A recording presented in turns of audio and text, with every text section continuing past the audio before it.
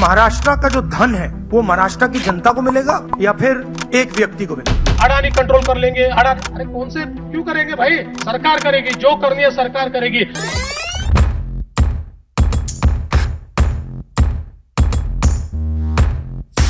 भाई गटर देखना, गटर में मत घुस जाना।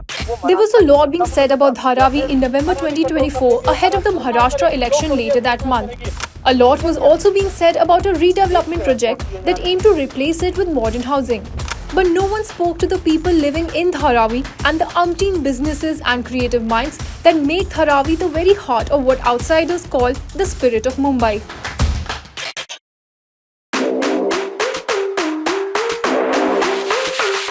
गेट है और घुसते साथ ही किचन, तो ये किचन है और ऐसा सोते हैं, इधर ही सोते हैं, तो बस इतना स्पेस है, इतने स्पेस में जी रहे हैं लोग।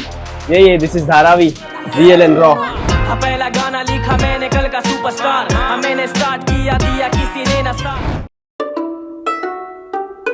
Over 1 million people packed into just 600 acres, making it one of the most densely populated places on the planet. Ground floor पे दुकानें होती है जो इनकम सोर्स रहता है, फिर दूसरे फर्स्ट फ्लोर पे उसी दुकान के लोग रहते हैं। हम तीनों भाई यहीं रहते हैं, फुल जॉइंट फैमिली से। In Dharavi, people live and work in the same space. In 2022, the Adani Group won the bid to redevelop Dharavi, promising high-class amenities such as schools, hospitals, and well-built roads. The Adani Group holds an 80% stake in DRPPL, Dharavi Redevelopment Project Private Limited, while the government of Maharashtra retains the remaining 20%. But as the project aims to reshape these 600 acres, there's a growing fear. What happens to the more than 10,000 small-scale businesses and lives built here? In this video, we dive into the lives of residents and workers who may stand to gain or lose everything. These are the gullies of Dharavi. There's barely a lot of light coming in because all the houses have been built on top of one another. This is the Dharavi slum.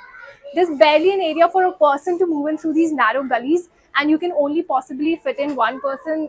We are visiting one of the most census places. But what we are going to see inside is totally different from the movies. Especially the movie Slumdog Millionaire. But don't go on the dinginess of the place. From sizzling food stalls and the crunch of plastic being shredded at recycling centers to the whir of sewing machines and clatter of pots, this place generates an annual turnover of over 1 billion USD. This includes Sabina, a tour guide who takes tourists through the alleyways of the slum. You can see huge goat here. I call him Sultan. सीखा पढ़ा धारावी के बारे में, all over Mumbai के बारे में। लगभग मेरी 20 से 22 हज़ार सैलरी है। And rappers like Noor, for whom Dharavi isn't just a place, it's his muse. मेरे सब गाने में धारावी तो है, क्योंकि मेरे को ऐसा लगता है कि जो जहाँ से मैं हूँ, जहाँ मेरा हुड है, वो दिखाना चाहिए। Noor's success has given him the means to support his family. Despite that, he can't ignore the realities of life here. कौन नहीं चाहता कि मैं बिल्डिंग में रहूँ भाई, सब चाहते हैं मैं बिल्डिंग में रहूँ। ऐसा लगता है ना कि अरे यार मैं ये लेने जाऊँगा तो उनको बोलूँगा कि उठो ना यार थोड़ा ये लेने का, तो वो सब नई चीज़ें चाहिए। बट मेरे को ऐसा पर्सनल स्पेस चाहिए कि मेरे को जब भी कोई भी ज़रूरत पड़े तो मैं वो चीज़ ले सकूँ, कर सकूँ, और एक आराम वाली ज़िंदगी, सुकून वाली ज़िंदगी जो सब चाहते हैं वो मेरे को भी मिले। But how did Dharavi even get so cramped? Let's rewind. Dharavi's roots trace back to 1884 when British colonial rule saw workers in low-income families flock to the swampy land. What started as huts and sheds beside textile mills and potter's kilns grew into a thriving, unplanned urban maze. Today, Dharavi's architecture is unique. Tool houses, where people live and work in the same space, are a crucial part of community's economy. Dharavi's location near Bandra Kurla complex, Mumbai Airport and the Western Express Highway positions it as an ideal site for redevelopment. However, urban planners raise concerns about shifting residents to high-rise towers.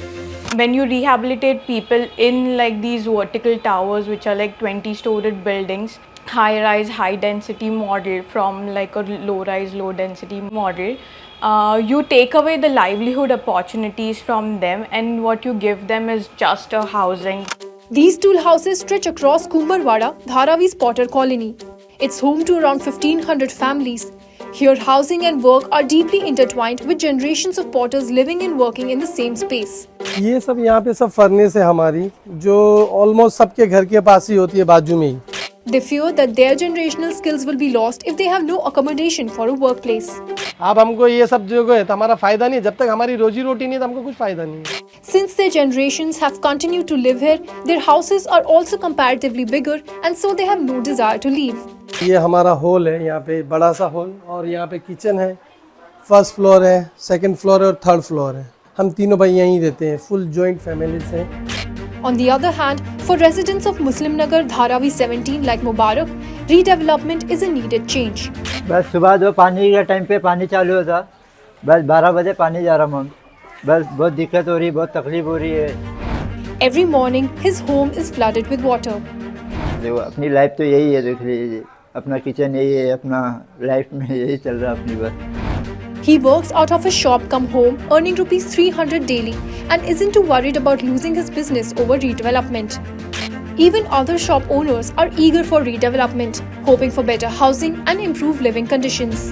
ये bathroom है और ये हमारा bedroom है. लेकिन हमको development चाहिए. अभी हमको तो हमारी सरकार पे पूरा भरोसा है कि हमको हमारे बिजनेस की जगह बिजनेस ही मिलेगा, हमारे रेसिडेंशियल की जगह रेसिडेंसी मिलेगा. अभी इतना कम जगह में तो चार लोग बड़े बड़े, 2 बच्चे बड़े, ये रह नहीं सकते ना, इसलिए सरकार जल्दी से जल्दी दे जाए बिल्डिंग में, वो अच्छा होगा. Dharavi's leather industry has long been the lifeblood for migrants from Uttar Pradesh and Bihar. For people like 70-year-old Mohammad Shabir, his workshop has been both his home and a source of livelihood since he arrived here as a young man.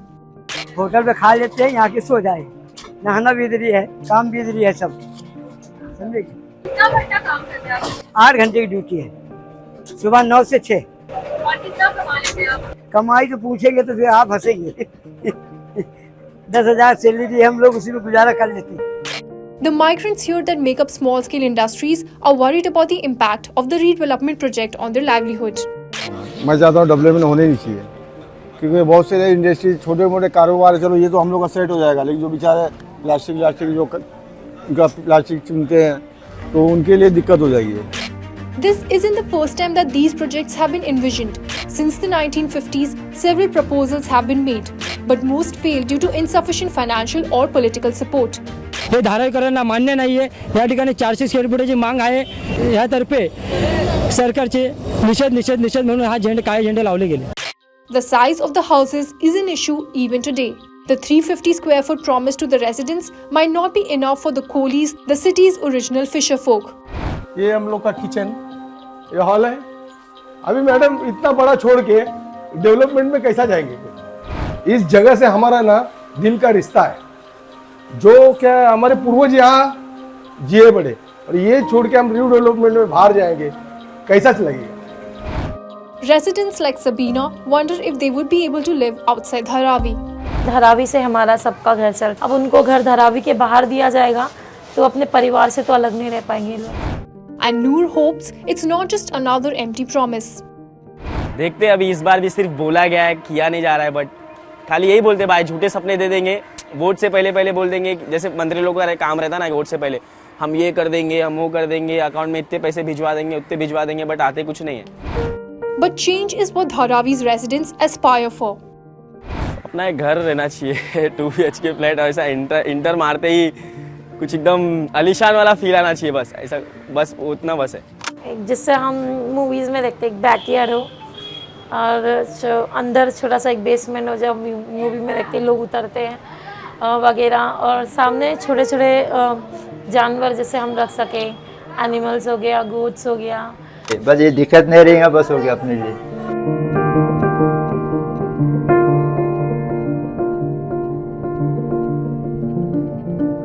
For more informative videos like this, keep watching India Today Newsmo.